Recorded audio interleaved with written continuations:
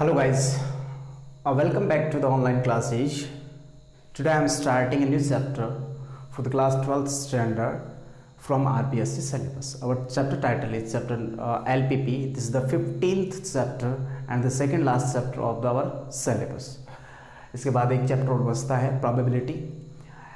तो ये जो चैप्टर है LPP काफ़ी इम्पोर्टेंट है और क्वेश्चंस, लेकिन इसके क्वेश्चन बड़े इजी होते हैं। वैसे लैंग्वेज टाइप क्वेश्चंस होते हैं, लेकिन उन एक बार समझ में आने के बाद उनको करना बहुत इजी होता है। अब देखो, सबसे पहले तो LPP का मीनिंग क्या होता है। इंट्रोडक्शन वीडियो है तो हम इसके बेसिक के बारे में ही डिस्कस करेंगे। LPP का मतलब होता है लीनियर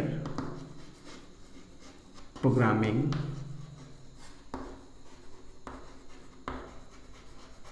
प्रॉब्लम्स। ठीक है, यहाँ तक लीनियर प्रोग्रामिंग प्रॉब्लम्स। अब पहले तो इन वर्ड्स को हम एनालिसिस करते हैं। देखो, प्रॉब्लम, दुनिया में प्रॉब्लम ही प्रॉब्लम है। तो मैथ्स का कोई क्वेश्चन डेफिनेटली ये भी एक प्रॉब्लम ही है। इसके बारे में तो क्या कहना है, तो अपने आप में एक यूनिक वर्ड है, इसकी तो कोई डेफिनेशन ही नहीं है। इनकी बात करते देखो, लीनियर प्रोग्रामिंग। एक्चुअली में लीनियर प्रोग्रामिंग, ये जो पूरा कंटेंट है LPP का, ये एक लीनियर इक्वेशन पे डिपेंडेंट होता है। लीनियर का क्या मतलब होता है? लीनियर का मतलब होता है अब a variable with one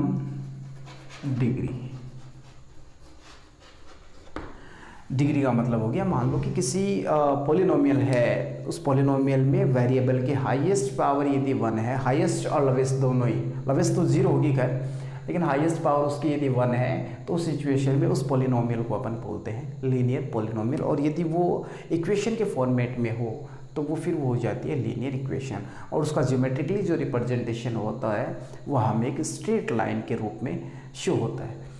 तो ये हुआ अपना लीनियर का वर्ड। प्रोग्रामिंग अपन इसलिए यूज़ लेते हैं क्योंकि जब भी इस टाइप की प्रॉब्लम या इस टाइप की कंडीशंस या इस टाइप की डिफ़िकल्टीज़ को अपन सिंप्लीफाई करते हैं तो हम एक फॉर्मेट फॉलो करते हैं।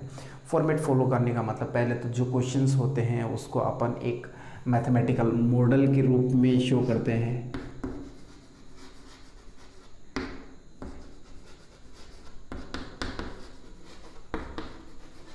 सबसे पहले तो हम उसका मैथमेटिकली मॉडल बनाते हैं और फिर उसके बाद में हम उसको फॉर्मुलेट करते हैं। Formulation of the given condition. ठीक है यहाँ तक। और उसके बाद में हम उसका ज्योमेट्रिकल रिप्रेजेंटेशन करते हैं।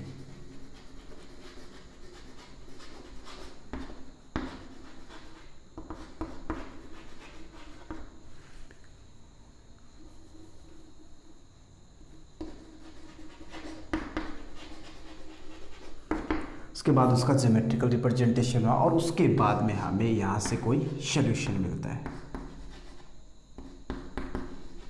तो ये इसका एक प्रोसीजर, फिक्स प्रोसीजर होता है कि सबसे पहले तो हम उसको एक मैथमेटिकल मॉडल बनाएंगे, उसके बाद में हम उसका फॉर्मुलेशन करेंगे और उसके बाद में हम उसको ज्योमेट्रिकली रिप्रेजेंट करेंगे और उसके बाद में हमें वहाँ से कोई एक यूनिक सॉल्यूशन मिलेगा। तो ये अपना एक, ये जो फ्लो चार्ट है, इस फ्लो चार्ट को हम फॉलो करते हैं और ये कम्प्लीटली एक प्रोग्राम की तरह बिहेव करता है, इसलिए अपन इसको बोलते हैं लीनियर। इसकी पावर 1 होने की वजह से प्रोग्रामिंग एक अपन फ्लो चार्ट को फॉलो करते हैं। प्रॉब्लम अपनी प्रॉब्लम है ही, इसलिए इसको बोलते हैं लीनियर प्रोग्रामिंग एंड प्रॉब्लम्स। ठीक है। इसका यूज कहाँ होता है? ये जो मैथमेटिक्स है इसका बेसिकली जो यूज़ होता है वो इंडस्ट्रियल एरियाज़ में ज़्यादा, मोस्टली वहाँ पे ज़्यादा होता है और बाकी इसका यूज आप डेली रूटीन लाइफ में भी कर सकते हैं। इसका यूज समझें तो प्रॉफिट लॉस में होता है, प्रोडक्शंस में होता है, एक्सपेंडिचर्स में होता है और अपन यूज समझते हैं कि ट्रांसपोर्ट में भी हो सकता है। तो काफ़ी अलग अलग फॉर्म में हम इसको यूज़ कर सकते हैं। अब बात आती है किसी भी LPP का बेसिक पोर्शन में, LPP के जो कितने पार्ट होते हैं वो बात करते हैं। LPP parts of LPP.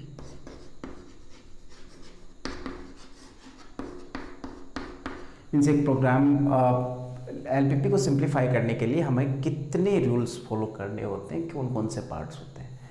Basically इसके 3 पार्ट्स होते हैं। वैसे तो देखो 2 ही पार्ट्स होते हैं, लेकिन फिर भी हम 3 को फॉलो करते हैं। 2 कौन कौन से होते हैं, उनको 3 कैसे बोला जाता है वो मैं एक्सप्लेन करता हूँ। देखो पहला जो होता है, फर्स्ट जो पार्ट होता है वो होता है, फर्स्ट जो पार्ट होता है वो होता है ऑब्जेक्टिव फंक्शन।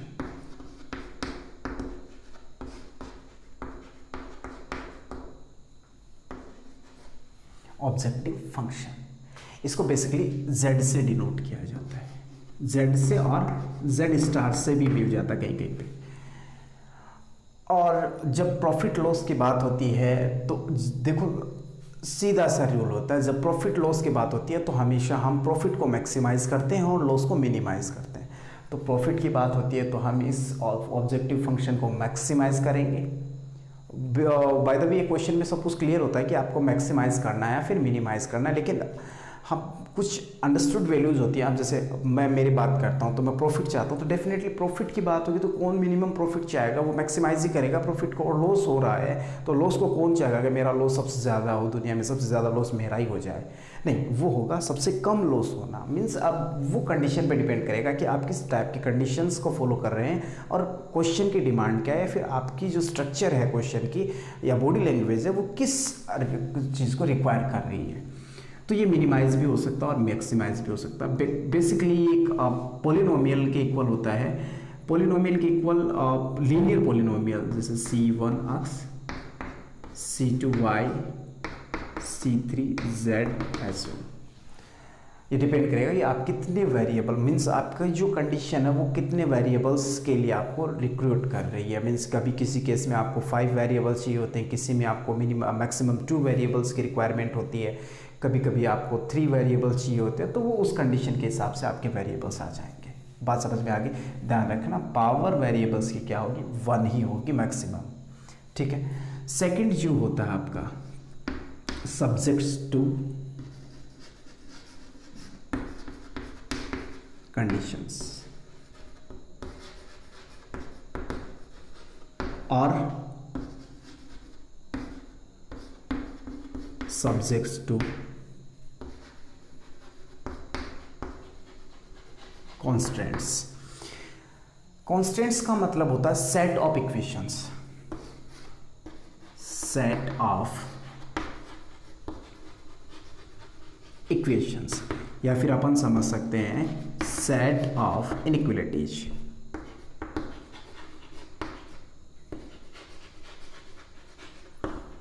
कोई भी कंडीशन हो सकती है, इक्वेशंस भी हो सकती हैं और इनइक्वालिटीज भी हो सकती है। बात समझ में आई? और जो ये मैं एक्सप्लेन करूँगा किस टाइप से। देखो ये अभी जो मैं बोल रहा हूँ अजीब सा लग रहा होगा, लेकिन जैसे ये अपन एक एग्जाम्पल लेके इसको सिंप्लीफाई करने की कोशिश करेंगे तो ये इजीली समझ में आ जाएगा। और जो इसका थर्ड पार्ट होता है वो होता है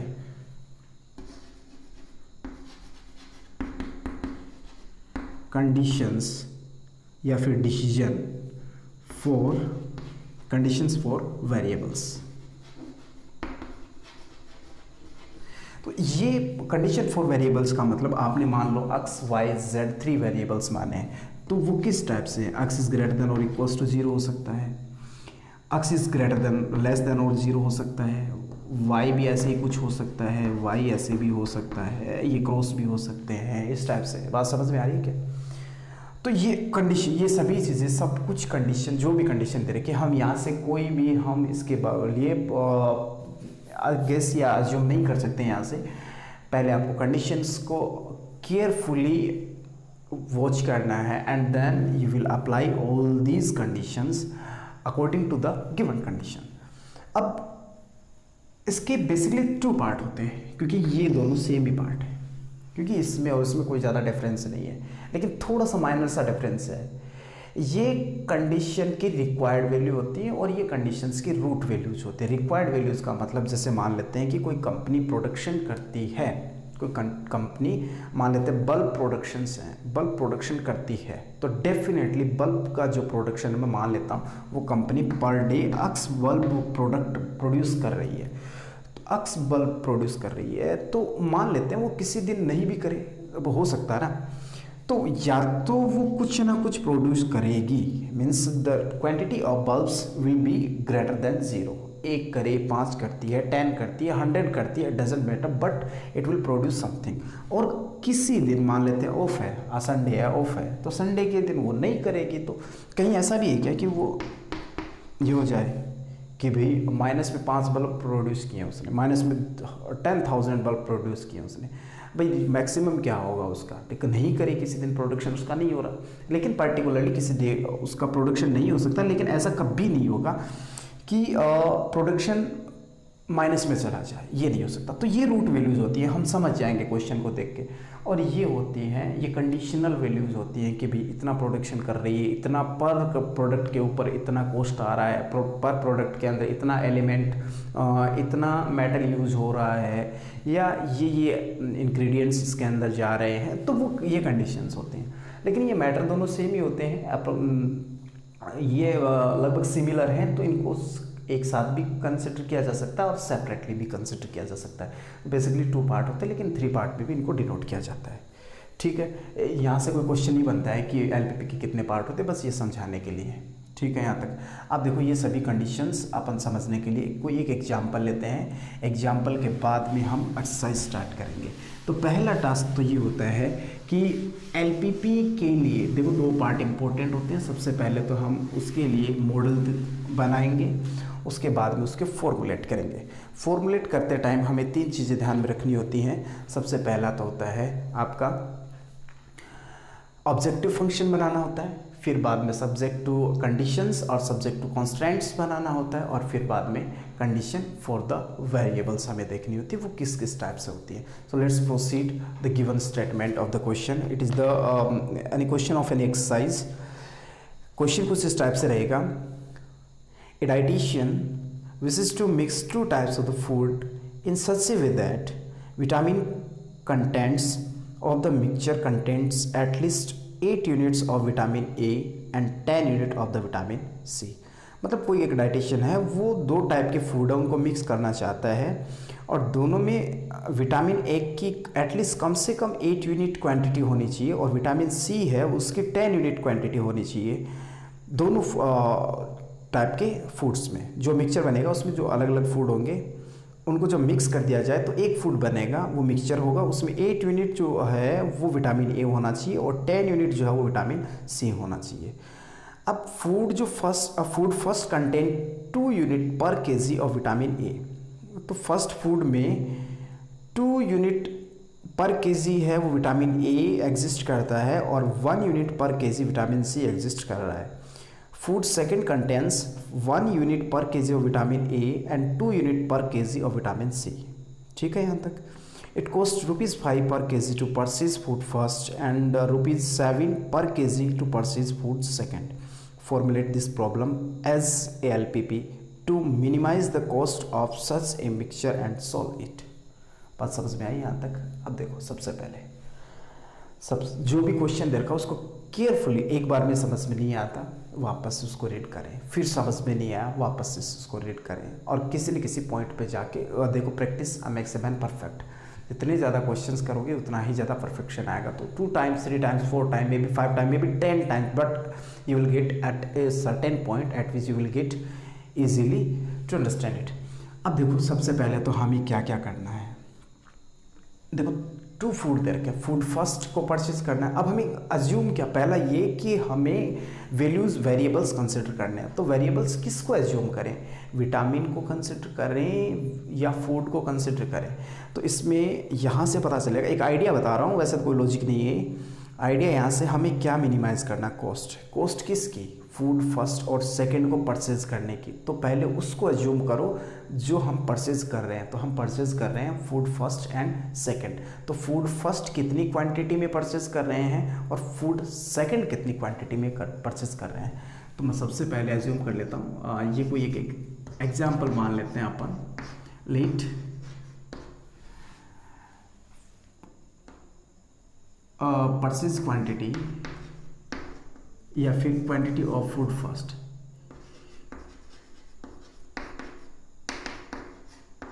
quantity of food first is equals to x KG. मान लेते हैं अपन ने फूड फर्स्ट जो है वो x केजी परचेज किया, ठीक है, एंड क्वांटिटी ऑफ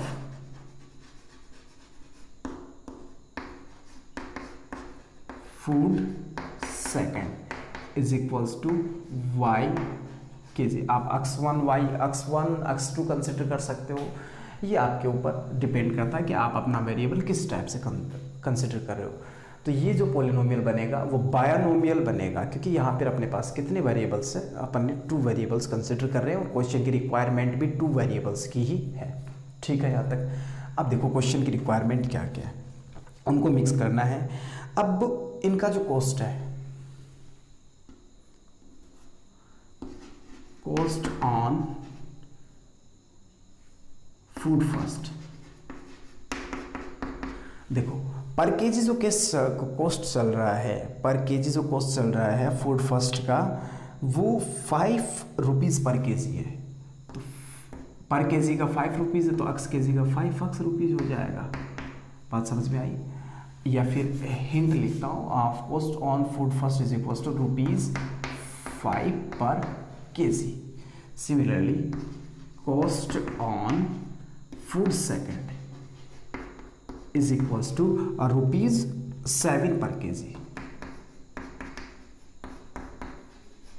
ये आपके कंडीशंस हैं, इनके कॉस्ट की बात हो रही है।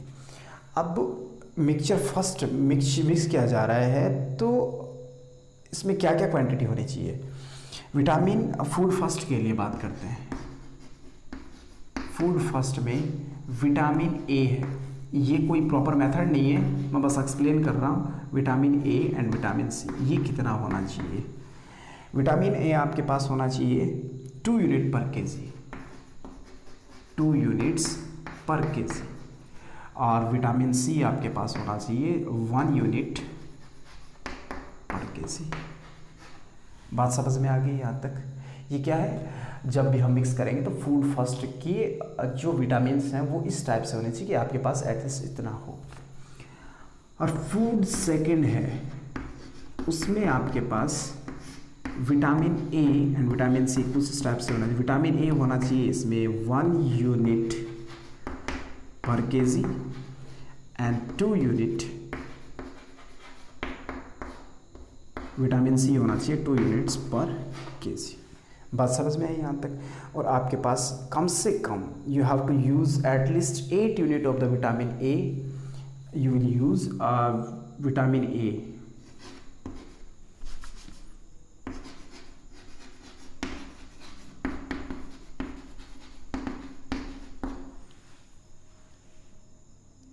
At least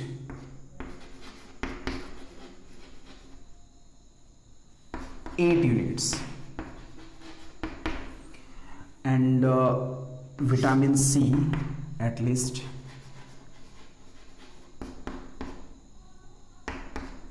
10 minutes। ये अपना फॉर्मेशन है कंप्लीट। अब देखो सबसे पहले तो हमें क्या करना है, एक इसके लिए मॉडल प्रिपेयर करना है। मॉडल मीन्स एक टेबुलर फॉर्मेट बनाना है अपने को। तो टेबुलर फॉर्मेट बनाएं, तो मैं इसके लिए टेबल बना रहा हूं। देखो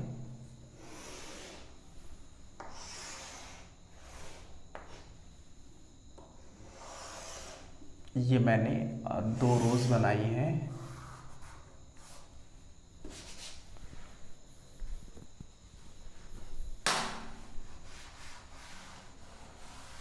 everything I have mention here, इसी को फॉलो करते हुए अपन क्वेश्चन को सिंप्लीफाई करेंगे। ये देखो 2 रोज हुई, 3 रोज। ये तो अपना फूड फर्स्ट है, फूड फर्स्ट, फूड सेकंड। आप इसको ओरिजिनल भी कर सकते हो, वर्टिकल भी कर सकते हो, मतलब food first and food second यहाँ पर भी आ सकता है। फूड फर्स्ट की जो क्वांटिटी है, मैं यहाँ क्वांटिटी ले रहा हूँ, ये x kg है आपके पास। फूड फर्स्ट आपने कितना परचेज किया, अपन यहाँ से स्टार्ट करते हैं। फूड फर्स्ट आपने x kg परचेज किया है, food second you purchase y kg। Clear है बात यहाँ तक? चलिए अब उसके बाद में देखो इनका जो कॉस्ट है, कॉस्ट हम लास्ट में लेंगे। चलिए कॉस्ट लास्ट में रख लेंगे।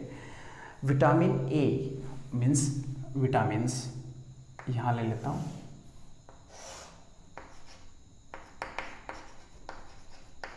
विटामिन्स ए एंड सी, दो ही विटामिन आपके पास A and C. Food first में आपके पास कितना होना चाहिए, 2 यूनिट्स पर केजी, ये सब कुछ पर केजी में चल रहा है। और सी में कितना होना चाहिए, 1 unit per KG. C vitamin food first में कितना होना चाहिए, 1 unit per KG. Food second में विटामिन ए होना चाहिए 1 unit per KG, 1 unit per KG. And vitamin C 2 unit per KG. यहाँ तक बात समझ में आ गई? चलिए विटामिन ए आपके पास कितना हो सकता है, विटामिन ए आपके पास हो सकता है एटलीस्ट 8 यूनिट्स। और विटामिन सी आपके पास कितना होना चाहिए, एटलीस्ट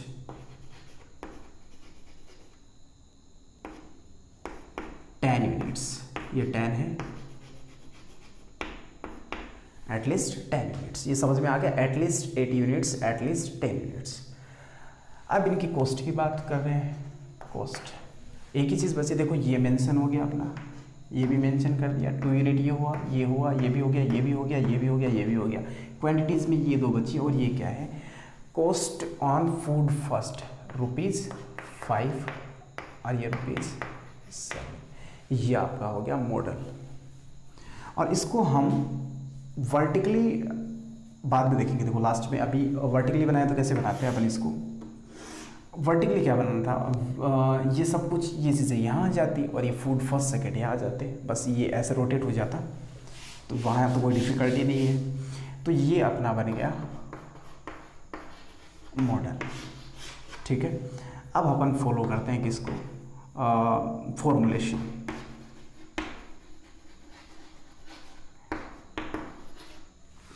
हमें क्या फाइंड आउट करना है, सबसे पहले देखो हमें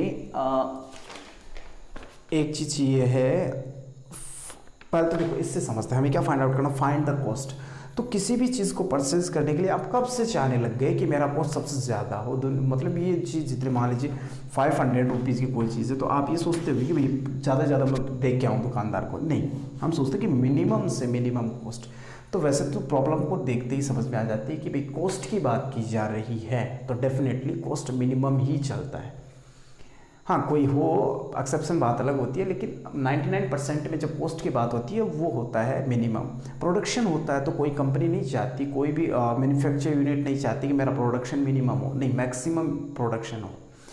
प्रॉफिट हो रहा हो तो प्रॉफिट मैक्सिमम और लॉस हो रहा हो तो लॉस मिनिमम। ट्रांसपोर्ट कॉस्ट हो रहा हो तो वो भी मिनिमम होना चाहिए। ट्रांसपोर्ट आपका किसी भी टाइप का, मतलब जब अपना नुकसान हो रहा हो वो मिनिमम होना चाहिए और जब अपना प्रॉफिट की बात चल रही हो वो मैक्सिमम होना चाहिए। और यहाँ पर अपन कॉस्ट है तो कॉस्ट यदि अपन मैक्सिमम करेंगे तो हम लॉस में जाएंगे और यदि मिनिमम करेंगे तो शायद प्रॉफिट हो सकता है। तो हमें सबसे पहले करना ऑब्जेक्टिव फंक्शन, जिसको अपन बोलते हैं जेड से डिनोट करते हैं। तो जेड मिनिमाइज, हमें इसको मिनिमाइज करना है।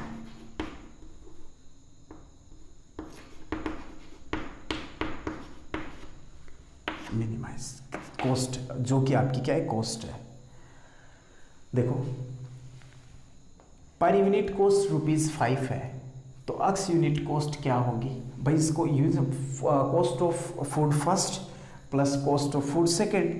तो कॉस्ट ऑफ फूड फर्स्ट कितनी होगी, 5x पर यूनिट। x है पर यूनिट 5 है तो x यूनिट की क्या होगी 5x plus cost of food second 7 rupees per unit. तो आपके पास y यूनिट है मीन्स y केजी है तो कितना हुआ 7y। बात समझ में आ गई। अब आते हैं सब्जेक्ट टू कॉन्स्टेंट्स और कंडीशंस।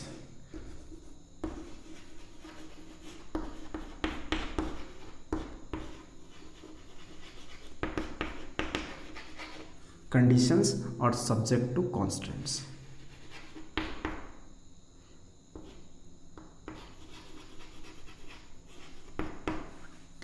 ठीक है।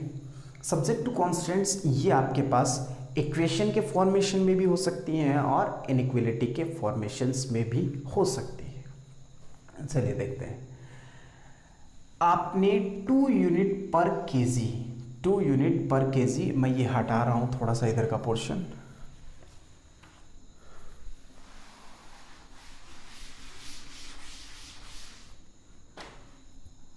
एक मिनट।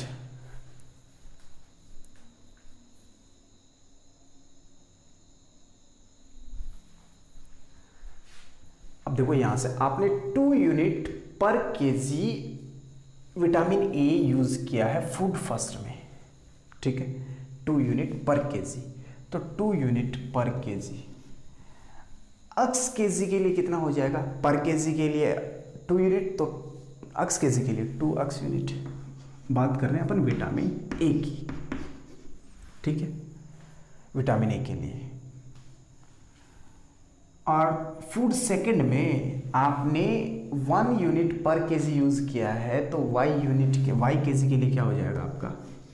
Y unit. भाई इतना विटामिन ए यूज लिया आपने और यहाँ पे विटामिन सी आपने ये यूज लिया है, सॉरी विटामिन, अभी ये विटामिन ए है फूड फर्स्ट में, ये सेकंड में, टोटल जो विटामिन है। बात समझ में आई क्या? देखो वापस एक्सप्लेन करता हूँ एक बार, इसी को एक मॉडल के फॉर्मेट में लेता हूँ। देखो ये अपने विटामिन ए है, विटामिन सी है, और ये फूड फर्स्ट है और फूड सेकंड है। विटामिन ए की जो टोटल क्वांटिटी है वो आपके पास 8 यूनिट है और ये 10 यूनिट है, बस इतना ही है। विटामिन ए आपने फूड फर्स्ट में यूज कर रहे हैं, देखो यहां से 2 यूनिट पर केजी, तो अक्स केजी के लिए कितना हो गया? 2 अक्स यूनिट होगा।